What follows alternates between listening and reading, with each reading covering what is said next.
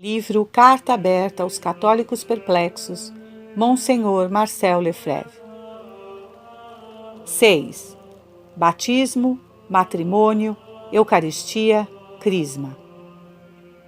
O católico, seja ele um praticante regular ou alguém que reencontra o caminho da Igreja nos grandes momentos da vida, é levado a fazer-se perguntas tais como esta: o que é o batismo? É um fenômeno novo.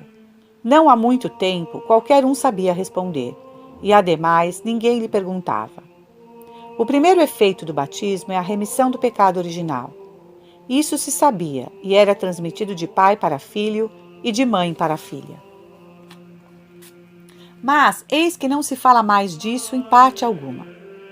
A cerimônia simplificada que se realiza na igreja evoca o pecado num contexto tal que parece tratar-se daquele ou daqueles que cometerá o batizado na sua vida e não da falta original com a qual nós todos nascemos carregados. O batismo aparece, por consequência, simplesmente como um sacramento que nos une a Deus ou antes nos faz aderir à comunidade. Assim se explica o rito de recepção que se impõe em certos lugares como uma primeira etapa numa primeira cerimônia. Isso não é devido a iniciativas particulares, uma vez que nós encontramos amplos desenvolvimentos sobre o batismo por etapas nas fichas do Centro Nacional de Pastoral Litúrgica. Chama-se também batismo diferido. Após a recepção, o encaminhamento, a busca. O sacramento será, ou não administrado, quando a criança puder, segundo os termos utilizados, determinar-se livremente, o que pode ocorrer numa idade bastante avançada, 18 anos ou mais. Um professor de dogmática, muito apreciado na nova igreja, estabeleceu uma distinção entre os cristãos, cuja fé e cultura religiosa ele se julga capaz de autentificar, e os outros, mais de 3/4 do total, aos quais não atribui senão uma fé suposta, quando eles pedem o batismo para seus filhos. Esses cristãos da religião popular são descobertos no decorrer das reuniões de preparação, dissuadidos de ir além da cerimônia de acolhimento. Essa maneira de agir seria mais adaptada à situação cultural de nossa civilização.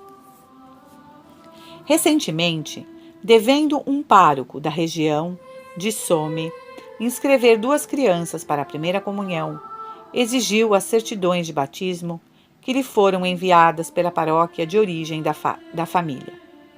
Ele verificou então que uma das crianças tinha sido batizada, mas que a outra não, contrariamente ao que acreditavam seus pais. Ela havia simplesmente sido inscrita no registro de recepção. É uma das situações que resultam dessas práticas.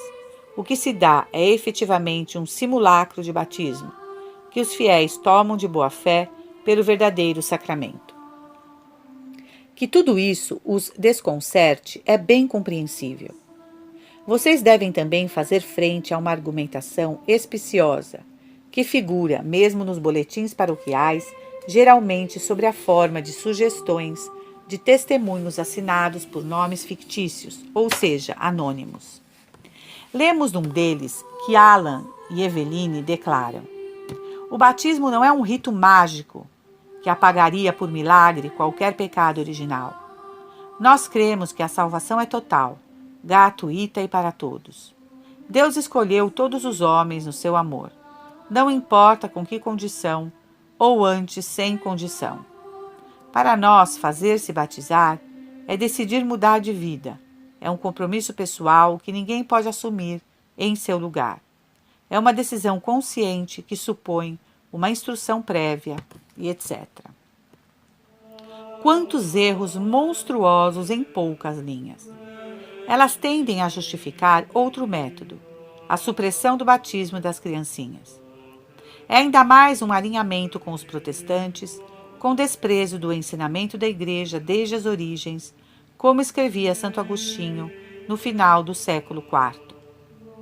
O costume de batizar as crianças não é uma inovação recente, mas o eco fiel da tradição apostólica. Esse costume por si só e fora de todo o documento escrito, constitui a regra certa da verdade. O Concílio de Cartago, no ano de 251, prescrevia que o batismo fosse conferido às crianças, mesmo antes de seu 8º dia. E a Sagrada Congregação para a Doutrina de Fé relembrava essa obrigação a 20 de outubro de 1980, baseando-a numa norma de tradição imemorial. É preciso que saibam disso, para fazer valer um direito sagrado quando se pretende recusar a fazer participar os seus recém-nascidos da vida da graça. Os pais não esperam que seu filho tenha 18 anos para decidir em seu lugar sobre o seu regime alimentar ou sobre uma operação cirúrgica necessária devido ao seu estado de saúde. Na ordem sobrenatural, seu dever é ainda mais imperioso, e a fé que preside ao sacramento, quando a criança não é capaz de assumir por si mesma um compromisso pessoal, é a fé da Igreja. Pensem na aterradora responsabilidade que terão privando seu filho da vida eterna no paraíso. Nosso Senhor disse de um modo claro: ninguém pode entrar no reino de Deus se não renascer por meio da água e do Espírito Santo. Os frutos dessa pastoral singular não se fizeram esperar. Na Diocese de Paris, em 1965, uma criança entre duas era batizada, mas em 1976, só uma dentre 4. O clero de uma paróquia dos arredores observa, sem mostrar muito pesar por isso, que ocorriam ali 450 batismos em 1965 e 150 em 1975. Para o conjunto da França, a baixa prossegue. De 1970 a 1981, a cifra global descia de 596.673 a 530.385, enquanto que a população crescia de mais de 3 milhões no mesmo tempo. Tudo isso provém do fato de se ter falseado a definição do batismo. Desde que cessou de dizer que ele apagava o pecado original, as pessoas perguntam: o que é o batismo? E logo depois: para que serve o batismo? Se elas não foram até esse ponto, refletiram pelo menos nos argumentos que lhe eram apresentados e admitiram que não se impusesse a urgência e que, afinal de contas, a criança poderia sempre, na adolescência, engajar-se, se quisesse, como quem se inscreve num partido ou num sindicato. De igual maneira, se colocou a questão para o casamento. O matrimônio foi sempre definido por seu fim principal, que era a procriação, o seu fim secundário, que era o amor conjugal. Pois bem, no concílio, se quis transformar essa definição e dizer que não havia mais fim primário, mas que os dois fins que acaba de citar eram equivalentes. Foi o cardeal Suenens que propôs essa mudança, e eu me lembro ainda do cardeal Brown, superior-geral dos dominicanos, levantando-se para dizer: caveates, caveates, tomem cuidado. Se aceitamos esta definição, nós vamos contra toda a tradição da Igreja e pervertemos o sentido do matrimônio. Não temos o direito de modificar as definições tradicionais da Igreja. Ele citou textos em apoio de sua advertência e a emoção foi grande na nave de São Pedro.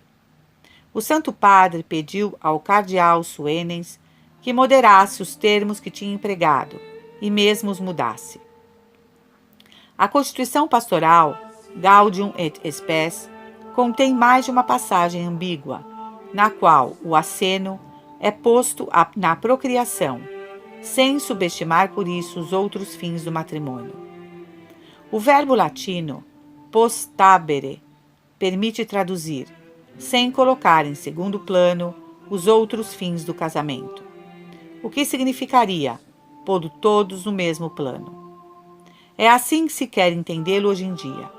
Tudo o que se diz do casamento se liga à falsa noção expressa pelo cardeal Suenens, que o amor conjugal, que depois se chamou simplesmente e mais cruamente sexualidade, vem em primeiro lugar nos fins do matrimônio. Consequência: a título da sexualidade, todos os atos são permitidos. Contracepção, limitação dos nascimentos e, enfim, o aborto. Uma má definição, e eis-nos em plena desordem.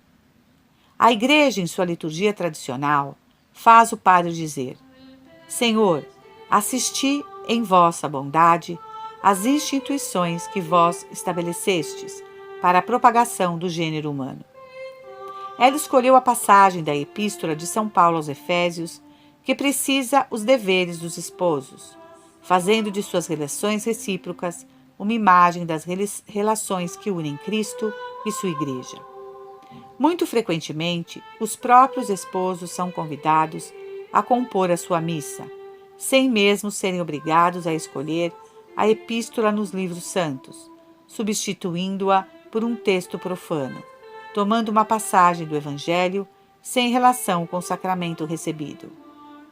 O sacerdote, em sua exortação, acautela-se de fazer menção das exigências às quais eles se devem submeter, por medo de apresentar uma imagem rebarbativa da Igreja, eventualmente de chocar os divorciados presentes na assistência.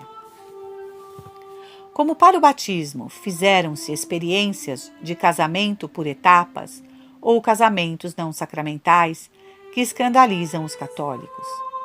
Experiências toleradas pelo episcopado, como se desenrolam segundo esquemas fornecidos por organismos oficiais e encorajados por responsáveis diocesanos. Uma ficha do Centro Jean Bart indica algumas maneiras de proceder. Eis uma delas. Leitura do texto. O essencial é invisível aos olhos. Epístola de São Pedro. Não houve aí troca de consentimentos, mas uma liturgia atropelada, sinal do trabalho e da solidariedade operária. Troca de alianças, sem bênção, em silêncio. A alusão à profissão de Roberto: liga, soldadura, ele é chumbador. O beijo. O Pai Nosso pelos crentes da assistência. Ave Maria. Os jovens esposos depositam o buquê de flores diante da estátua de Maria. Por que Nosso Senhor teria instituído os sacramentos se deviam substituí-los por esse gênero de cerimônia, isenta de todo o sobrenatural, à exceção das duas preces que lhe põem termo? Falou-se muito de Lugni, no Saona e Loire, há alguns anos. Para motivar essa liturgia de recepção, tinha-se dito que se queria dar aos jovens pares o desejo de voltarem para casar na verdade em seguida. 2 anos mais tarde, dentre 200 falsos matrimônios, nenhum par tinha voltado para regularizar sua situação. Se eles o tivessem feito, o pároco desta igreja teria oficializado e acobertado com sua caução, senão com sua bênção no decorrer dos 2 anos, o que simplesmente não passava de um concubinato. Uma pesquisa de origem eclesiástica revelou que, em Paris, 23% das paróquias tinham já efetuado celebrações sacramentais para casais, dos quais um dos membros, se não os 2, não era católico, com a intenção de comprazer as famílias ou aos próprios noivos, frequentemente por preocupação com a conveniências sociais. É escusado dizer que um católico não tem o direito de assistir a tais encenações. Quanto aos pretensos casados, eles poderão sempre dizer que estiveram na igreja e acabarão, sem dúvida, por acreditar na regularidade de sua situação, à força de ver seus amigos seguir o mesmo caminho. Os fiéis desorientados se perguntam se não é melhor isso do que nada. O indiferentismo se instala. Está-se disposto a aceitar qualquer outra fórmula, o simples casamento da municipalidade ou ainda a coabitação juvenil, a propósito da qual tantos pais dão prova de compreensão para chegar à união livre. A descristianização total está em via de concretizar-se. Aos casais faltarão as graças que decorrem do sacramento do matrimônio para educar seus filhos, se ao menos eles consentem em tê-los. As rupturas dessas uniões, não santificadas, se multiplicam a ponto de inquietar o Conselho Econômico e Social, do qual uma relação recente mostra que mesmo a sociedade laica tem consciência de correr para sua ruína em consequência da instabilidade das famílias ou das pseudo-famílias. A extrema-unção não é mais verdadeiramente o sacramento dos enfermos, o sacramento dos doentes. É agora o sacramento dos velhos. Alguns padres o administram às pessoas em idade avançada que não apresentam nenhum sinal particular de morte próxima. Ele não é mais o sacramento que prepara para o último instante, que apaga os pecados antes da morte e que prepara a união definitiva com Deus. Tenho diante dos olhos que uma nota distribuída numa igreja de Paris a todos os fiéis para avisá-los da data da próxima extrema-unção. O sacramento dos enfermos é conferido às pessoas ainda bem conservadas em meio a toda a comunidade cristã durante a celebração eucarística. Data: no domingo, na missa das 11 horas. Essas extremas unções são inválidas. O mesmo espírito coletivista provocou a voga das celebrações penitenciais. O sacramento da penitência não pode ser senão individual. Por definição e conforme sua essência, ele é, como lembrei mais acima, um ato judiciário, um julgamento. Não se pode julgar sem estar a par de uma causa. É preciso ouvir a causa de cada um para julgá-la e depois perdoar ou reter os pecados. São João Paulo II insistiu várias vezes nesse ponto, dizendo notadamente no dia 1º de abril de 1983 a bispos franceses que a confissão pessoal das faltas, seguida da absolvição individual, é antes de tudo uma exigência de ordem dogmática. Por conseguinte, é impossível justificar as cerimônias de reconciliação, explicando que a disciplina eclesiástica se abrandou, que se adaptou às exigências do mundo moderno. Não se trata de um caso de disciplina. Havia precedentemente uma exceção: a absolvição geral dada em caso de naufrágio, de guerra. A absolvição, aliás, cujo valor é discutido pelos autores. Não é permitido fazer da exceção uma regra.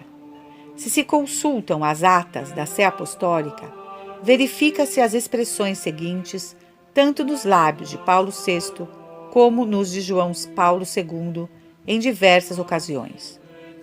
O caráter excepcional da absolvição coletiva, em caso de grave necessidade, caráter inteiramente excepcional, circunstâncias excepcionais. As celebrações desse gênero não deixaram, contudo, de se tornar um hábito, sem, entretanto, serem frequentes numa mesma paróquia, a falta de fiéis dispostos a pôr-se em ordem com Deus mais de 2 ou 3 vezes ao ano. Não se experimenta mais a necessidade disso, o que era de prever, visto que a noção de pecado se extinguiu nos espíritos. Quantos sacerdotes lembram a necessidade do sacramento da penitência? Um fiel me disse que, confessando-se ocasionalmente, numa ou noutra das igrejas parisienses, onde ele sabe poder encontrar um sacerdote de plantão, recebe frequentemente as felicitações ou agradecimentos deste, todo surpreso de ter um penitente. Essas celebrações submetidas à criatividade dos animadores incluem cantos, ou então se coloca um disco. Depois se dá lugar a uma liturgia da palavra antes de uma ladainha, na qual a Assembleia responde: Senhor, tende piedade do pecador que sou. Ou uma espécie de exame de consciência geral. O eu, pecador, me confesso a Deus, precede a absolvição dada uma vez e a todos os assistentes, o que não deixa de pôr um problema. Uma pessoa presente que não a desejasse vai receber a absolvição contra sua vontade? Vejo numa folha mimeografada, distribuída aos participantes de uma dessas cerimônias em Lourdes, que o responsável se pergunta: se desejamos receber a absolvição, venhamos mergulhar nossas mãos na água da fonte e tracemos sobre nós o sinal da cruz. E no fim, sobre aqueles que se benzerem com o sinal da cruz, com a água da fonte, o sacerdote impõe as mãos. Unamo-nos à sua prece e recebamos o perdão de Deus.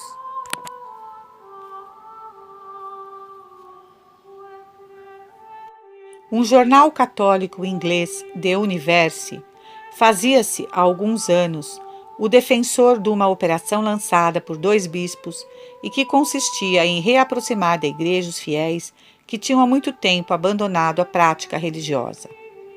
O apelo lançado pelos bispos assemelhava-se aos comunicados publicados pelas famílias de adolescentes fugitivos. O pequeno X pode retornar à sua casa. Não lhe será feita nenhuma censura. Dizia-se então a esses futuros filhos pródigos: os bispos os convidam durante esta quaresma a rejubilar-se e a celebrar. A Igreja oferece a todos os seus filhos a imitação de Cristo, o perdão de seus pecados, com toda a liberdade e facilidade, sem que eles o mereçam e sem que o peçam. Ela os apressa a aceitá-lo e lhes suplica que voltem para casa. Há muitos que desejam retornar a casa após anos de afastamento, mas eles não se podem resolver a ir confessar-se. Em todo caso, não logo, e etc. Eles podiam então aceitar o oferecimento seguinte. Na missa da estação, a qual o bispo assistirá no seu decanato, aqui se mencionam o dia e a hora, todos os que estiverem presentes serão convidados a aceitar o perdão de todos os seus pecados passados. Não lhes é necessário confessar-se neste momento. Ser-lhes-á suficiente ter o pesar de seus pecados e o desejo de retornar a Deus, de confessar seus pecados mais tarde, após serem acolhidos de novo no aprisco. Nesse meio tempo, eles não têm senão que deixar nosso Pai dos céus estreitá-los em seus braços e abraçá-los ternamente. Mediante um ato generoso de arrependimento, o bispo concederá a todos os presentes que o desejarem o perdão de seus pecados. Eles podem então imediatamente voltar à Santa Comunhão. O jornal de la Grotte, folha bimensal de Lourdes, reproduzindo este curioso mandamento episcopal, impresso sob o título General Absolution, Communion no Confession Later, absolvição geral, comunhão já, confissão mais tarde. Comentava-o assim: nossos leitores poderão dar-se conta do espírito profundamente evangélico que o inspirou, assim como da compreensão pastoral das situações concretas das pessoas. Eu não sei o resultado que foi obtido, mas a questão é outra. A anistia pronunciada pelos 2 bispos evoca a liquidação dos estoques em fim da semana comercial. Pode a pastoral tomar a dianteira sobre a doutrina a ponto de levar a comunhão do corpo de Cristo aos fiéis dos quais muitos estão provavelmente em estado de pecado mortal após terem abandonado há tantos anos a prática religiosa? Certamente que não. Como encarar tão levianamente pagar a conversão com sacrilégio? E essa conversão tem, porventura, muitas probabilidades de ser seguida de perseverança? Em todo caso, pudemos verificar que antes do concílio e do aparecimento desta pastoral de aceitação, contavam-se 50 a 80 mil conversões por ano na Inglaterra. Elas caíram quase a zero. A árvore se conhece pelos seus frutos. Os católicos estão tão perplexos na Grã-Bretanha quanto na França. Um pecador ou um apóstata que seguiu o conselho de seu bispo, apresentando-se à absolvição coletiva e à mesa sagrada nessas condições, não corre o risco de perder sua confiança na validade de sacramentos tão facilmente administrados, quando ele tem todos os motivos para não se considerar digno? Que vai acontecer se, em consequência, ele negligencia regularizar a situação, confessando-se? Sua volta falhada à casa do Pai não fará senão tornar mais difícil uma conversão definitiva. Eis aonde termina o laxismo dogmático.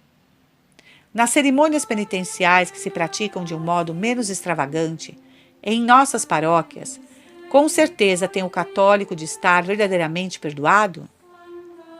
Ele é abandonado às inquietudes que conhecem os protestantes, aos tormentos interiores provocados pela dúvida.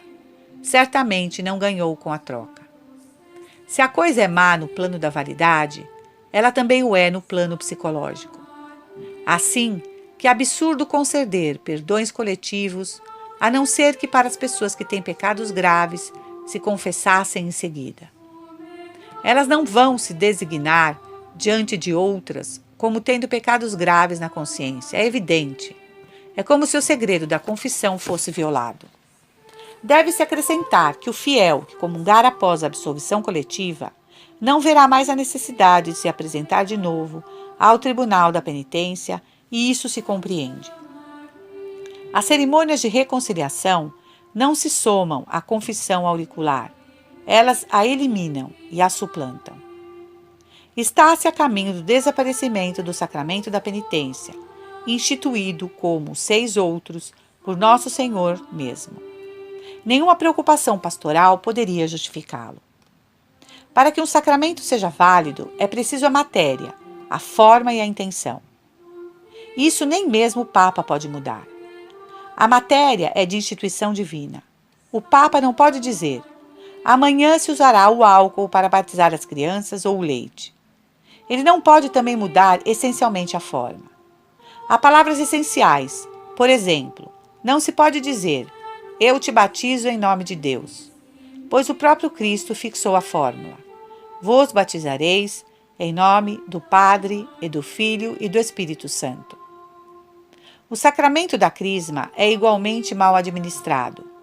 Uma fórmula corrente hoje é: eu te assinalo com a cruz e recebe o Espírito Santo. Mas o ministro não especifica qual a graça especial do sacramento pela qual se dá o Espírito Santo, e o sacramento é inválido.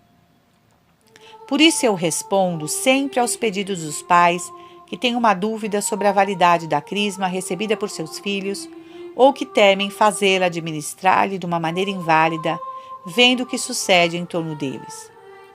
Os cardeais, diante dos quais eu tive que me explicar, em 1975, me acusaram por isso e continuam desde então a publicar comunicados reprovadores a cada uma das minhas viagens. Eu expliquei por que procedi assim. Eu concordo com o desejo dos fiéis que me pedem a crisma válida, mesmo que ela não é lícita, porque nós estamos num tempo no qual o direito divino natural e sobrenatural prevalece sobre o direito positivo eclesiástico quando esse se opõe ao primeiro, em vez de lhe ser o canal. Estamos numa crise extraordinária e não se deve admirar de que eu adote por vezes uma atitude que se afaste da ordinária. A terceira condição de validade do sacramento é a intenção. O bispo ou o sacerdote deve ter a intenção de fazer o que quer a Igreja. O próprio Papa também não pode mudá-lo. A fé do sacerdote não é o elemento necessário. Um sacerdote ou um bispo pode já não ter fé. Outro pode ter menos fé. E outro ainda uma fé não totalmente íntegra. Isso não tem uma influência direta na validade dos sacramentos, mas pode ter uma influência indireta. Lembremos o Papa Leão XIII, que proclamava que todas as ordenações anglicanas não eram válidas por falta de intenção. Isso porque eles perderam a fé, que não é somente a fé em Deus, mas a fé em todas as verdades contidas no credo, inclusive credo in unam sanctam catholicam et apostolicam ecclesiam. Quer dizer, creio na Igreja Una. Por isso os anglicanos não puderam fazer o que quer a Igreja. Não ocorrerá o mesmo com os padres que perdem a fé? Já vemos como alguns não celebram o sacramento da Eucaristia conforme a definição do Concílio de Trento. Não, dizem esses sacerdotes. Há muito tempo que se realizou o Concílio de Trento. De lá para cá já tivemos o Vaticano II. Hoje é a transsignificação, a transfinalização. Transubstanciação? Não, isso não existe mais. A presença real do Filho de Deus sobre as espécies do pão e do vinho? Ora, não mais no nosso tempo. Quando um sacerdote diz isso, a consagração é inválida. Não há missa nem comunhão, pois os cristãos são obrigados a crer até o fim dos tempos o que definiu o Concílio de Trento sobre a Eucaristia.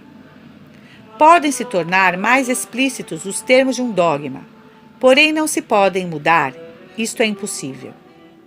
O Concílio Vaticano II não acrescentou nem tirou nada, aliás, não o poderia ter feito. Porém, aquele que declara não aceitar a transubstanciação está, segundo os termos do próprio Concílio de Trento, anatematizado e, portanto, separado da Igreja. É por esta razão que os católicos deste fim do século XX têm a obrigação de ser mais vigilantes que seus pais.